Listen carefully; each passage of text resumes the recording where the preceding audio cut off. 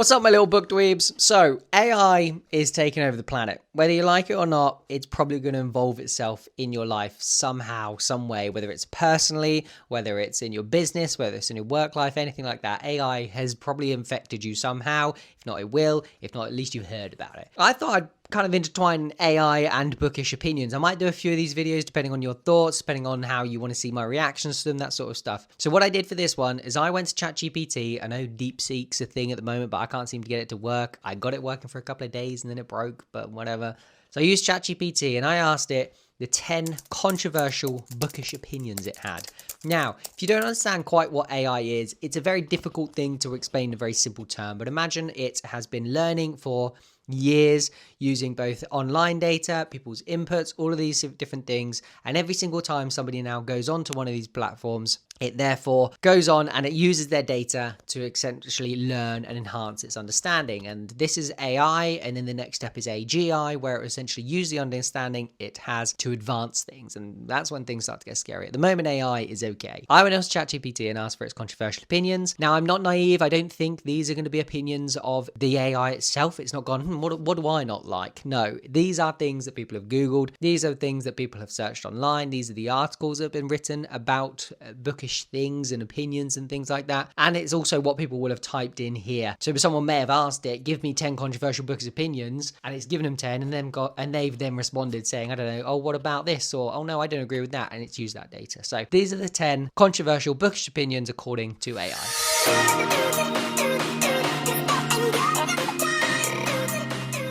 Number 1 is audiobooks don't count as reading. Now, this one always winds me up. And I think people at this stage are just saying it to kind of wind people up. I don't think anybody thinks this is actually a thing. I don't think there are people out there that think that audiobooks not reading. They just say it to kind of, I don't know, because they don't listen to audiobooks and they've not read as many books as people that listen to audiobooks. But audiobooks are reading. And that's a fact. The reason I always argue this is essentially if we got to the end of the year and I said, oh, I've read 50 books. I could talk to you about 50 books because I've listened to 50 books. If you'd only read 10, you could only talk to me about 10 because you wouldn't allow yourself to listen to audiobooks because it's not proper reading. Additionally, I could have a conversation with you about those 50 books because I've listened to the worlds, I've listened to the characters. I could probably tell you how to pronounce names you didn't know how to pronounce. That sort of thing as well. So that's why I think audiobooks do count as reading. Additionally, there are different types of people in this world. We can't kind of objectify. There's people who physically can't see for a start. So obviously audiobooks are the only way they can read. Additionally, there are people who don't sit down, and I've talked about this before. I do not sit down to go and relax and think I want to pick up a book. I listen to an audiobook and read the book when I want to feel productive. If I want to relax, I video game or watch telly with my partner, and that's that. I pick up a book, as I said,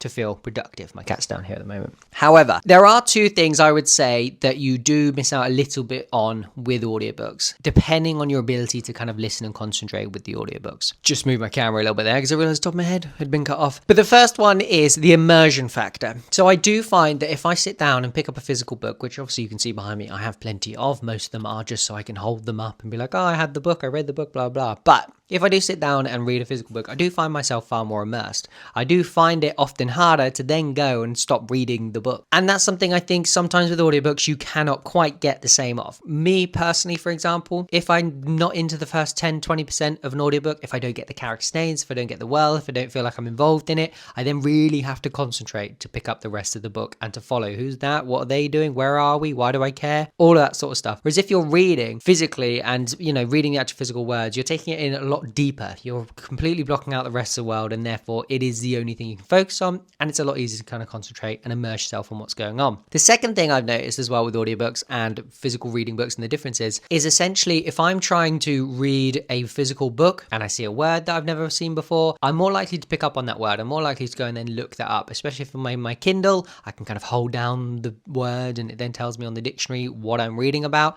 That's fantastic. Can't do that with an audiobook though. An audiobook, you often just kind of dismiss it. You don't think about it. You presume what the word means in that sentence because you've not got time there and then whilst you're listening to stop and go, well, what did they say? Let me just look that up. So there's a difference there, that kind of disengagement with audiobooks. But if I didn't have audiobooks, I don't think I would read, or if I did, I would be reading, 10 books a year because I just don't sit down and read that often. Take that as what you will. So that's the first one, is that audiobooks apparently don't count as reading. I disagree. Number 2, you don't have to finish a book you don't enjoy, and that's absolutely true. If you don't enjoy a book, and you're somebody that doesn't have that kind of completionist feeling, don't finish it. Don't feel like you need to. One thing I don't want people doing out there is reading and forcing themselves to finish books and then having like a slump where you're like, that book was so crap, I don't want to read for a bit. No, we don't want that. Put it down. Pick up something you do want to read. Absolutely fine. I personally do try and finish every book, even if I'm not enjoying it. It does help that I listen to audiobooks because it doesn't feel like I'm sitting down and physically taking up space and time that I could be doing something else to be reading that book. With an audiobook, I'm often driving home anyway, so nothing's changing there. Or I am on my lunchtime walk anyway, or I am doing the chores anyway. So something's getting done. It doesn't feel like wasted time if I'm listening to the book and I'm not enjoying it. So that helps. There is also an argument here for those people that ask, if I've not finished a book, can I give a review on it? And I would say a couple of different notes. Depends how much of it you read. If you got to 90% and you got to nearly the end, I would say you've warranted enough to give it a review. However, do state you didn't 100% complete it, because you may get people in the comments that say, oh, well, the last 50 pages are where things kick off, so you missed out there. However, if you've read like 50% of the book and you finish it because it's just not my book, please state that you've not finished it and your opinions on why you've not finished it. Do not go off and then write a full review based on 50% of a book. Cannot tell you how many times some of my favorite books I've ever read didn't click with me for the first, I don't know, like 40, 50 pages. Even sometimes 20, 30% of the whole entire book. I was like, I'm not that big a fan of it. I don't see, this is slow. I don't like the characters. What's going on here? All of that sort of stuff happened. However, my cats are fighting. Benny. That's okay. Anyway, yeah, I cannot tell you how many times I'm only about 20 or 30% way through a book and it then just picks up. And by the time I finish the book, it's absolutely fantastic. One of the best books I've ever read. So sometimes I feel like, yeah, give it more of a chance. Push your way through, because sometimes things pick up, especially if you think I should be enjoying this book. There's a lot about this book to like. Maybe it will pick up. So that's my opinion on that one. But if you're not enjoying it and you're not somebody that cares about finishing things, 100% go ahead and do it. There's no problem with it. Number 3, the book is not always better than the movie. While many book lovers swear by this rule, there are cases where the adaptation surpasses the source material. And I think sometimes there's a very thin line. And I think what I'm going to agree here is not often that it surpasses the book, because that would be a detriment to the original content.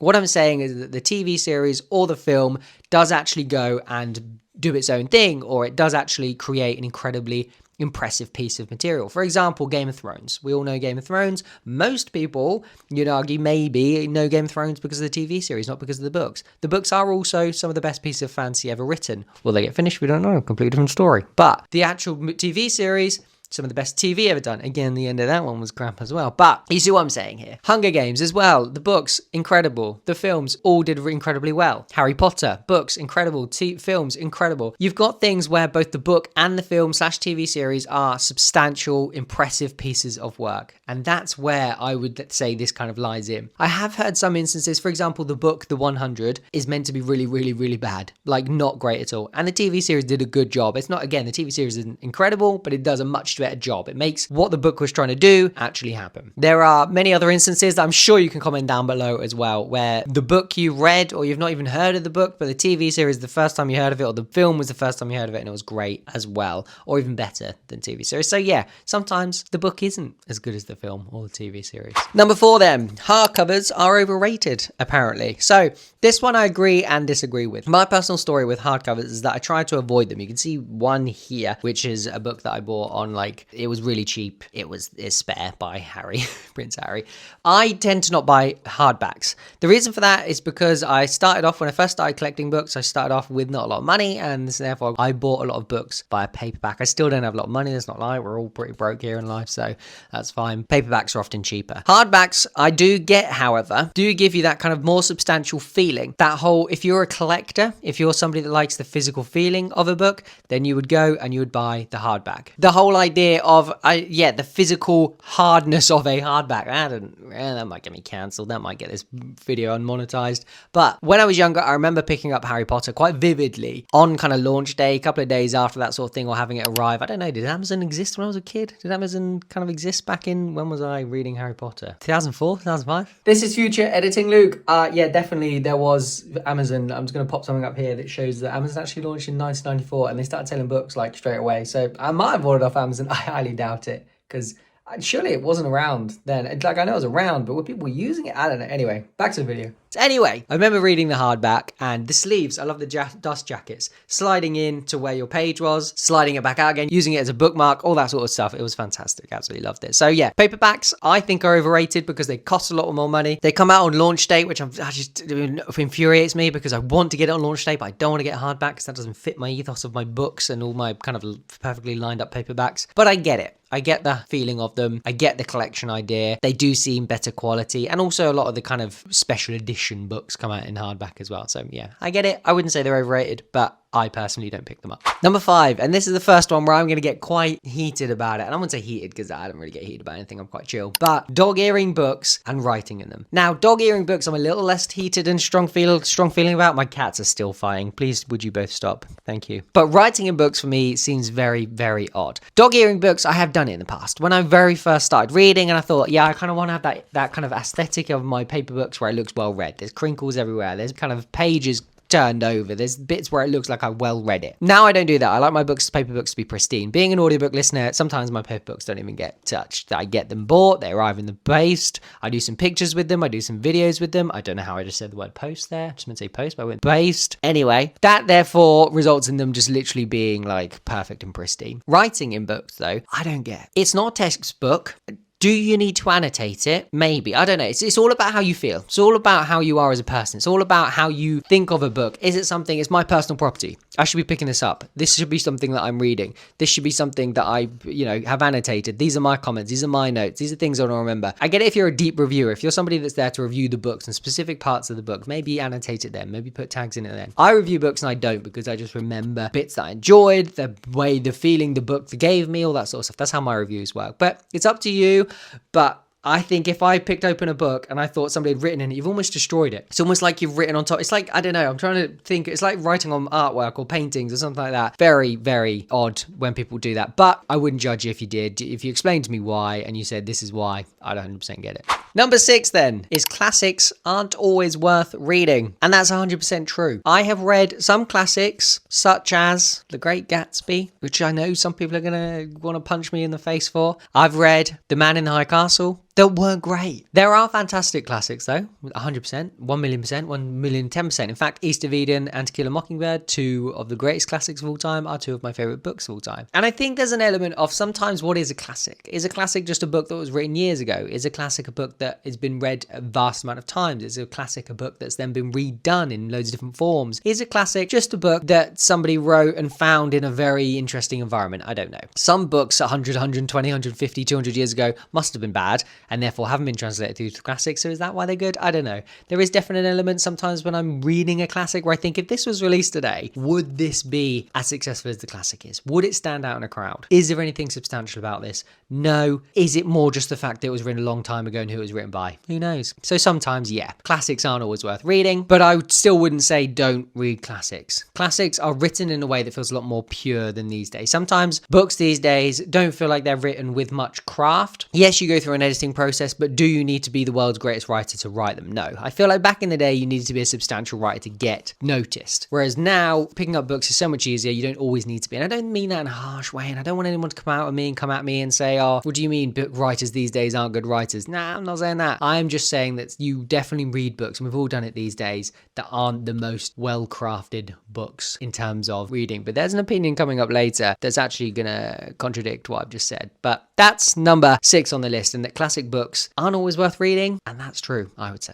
Number 7, romance as a genre is unfairly judged. So what it says here is many people dismiss romance as shallow or low quality, despite it being one of the best-selling and most diverse genres. Now, there's quite a bit to kind of dig into with this one, and I think romance as a whole, absolutely fine. Read romance. If you want to read romance, read it. No one should ever tell you what you should and shouldn't read. You'll hear opinions about things, and just maybe don't let them affect your judgment. As you grow older, opinions don't affect you as much. When you're younger, they do affect you, and I think a lot of younger people do read romance because everybody wants romance in their lives. Whether you think it or not, you do. When you watch a film like The Notebook, where they're old and they're dying and they've had these wonderful, incredible lives of struggle and love and all this sort of stuff, and the melancholy music's playing and they're dying in their bed together and you're crying your eyes out and you think, that's what I want in my life. That's what I want to experience, that feeling. So picking up a romance book often gives you that feeling of people finally getting together, that feeling of people arguing that you're like, you should just be together, all this sort of stuff, is what people people seek in these books, and that's absolutely fine. Where my issue then kind of partially is with a little bit is that romantasy and romance and fantasy have all kind of mushed together. So romantasy is a fairly modern term in terms of what it is as a genre. This is a genre where you've got fantasy, and it is essentially a fantasy book at its very base. It's set in a fantastical world that doesn't exist, with fantastical creatures and cultures and things like this. But this book is focused mostly on the romance element of things. It's usually focused on a female talking about how much she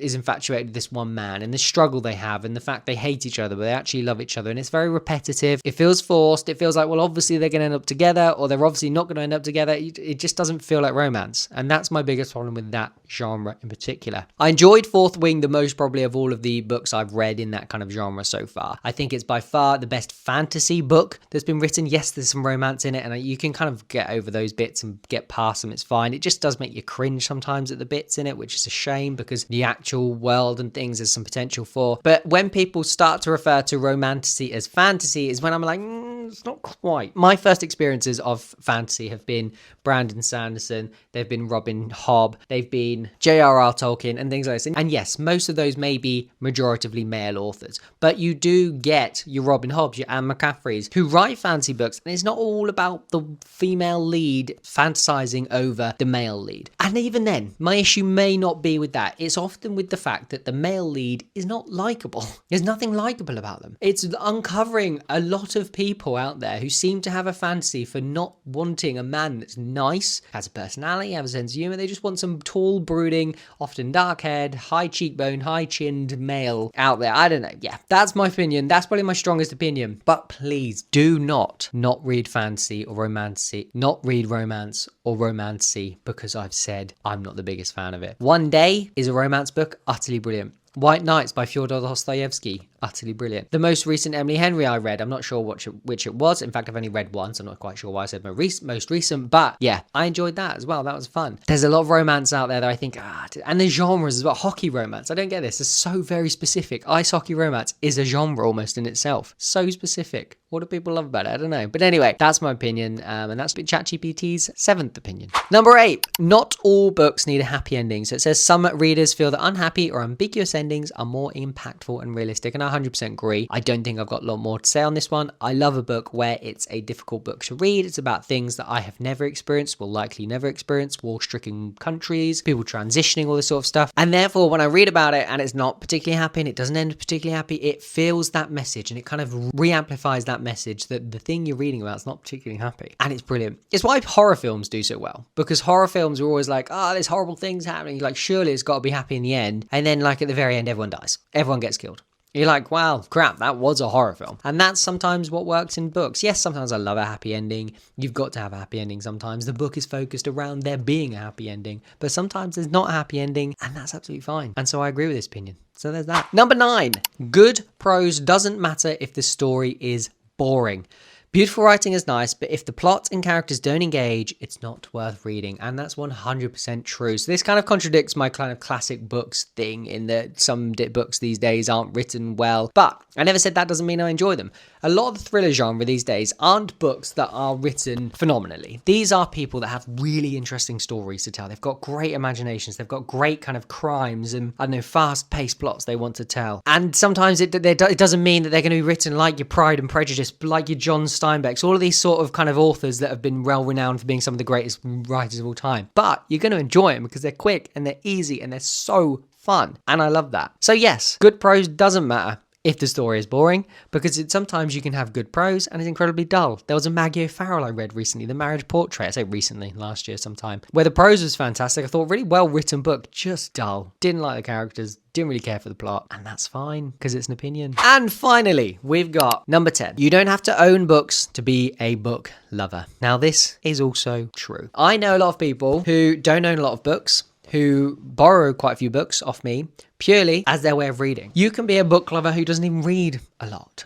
You could be somebody that just is always reading but doesn't have a lot of time to read, isn't a particularly quick reader, only reads long books, all that sort of stuff. Absolutely fine. You could be somebody that just likes watching things about that thing. For example, I would consider myself a car lover, but I don't have a load of cars. That's quite slightly different because they're slightly more expensive. But I'm also a technology lover. I do have a lot of tech actually, so that one doesn't count that. But it's the same thing with books. You don't have to have a library sitting behind you. You don't have to have, I think I've got like 200 books here to consider yourself a book lover. Absolutely not. What it says here is some believe a true reader should have an extensive library, while others rely on libraries, ebooks, and borrowing. And ebooks is even better. If you walked into somebody's room and they said, this is my library, and they just had a Kindle sat on the shelf, you'd be like, yeah, I know you've got a lot of books on that. I know you've got a lot of books on that. My Kindle is unbelievable. I don't pick up my Kindle a lot. As I've talked about a lot in this video, I don't actually pick up books often. However, there was a phase in my life where I have a wish list on Amazon. I would check every single day if any of the books have gone down to 99p on ebook, and I would buy them, whether I'd remembered that I put it on there or not.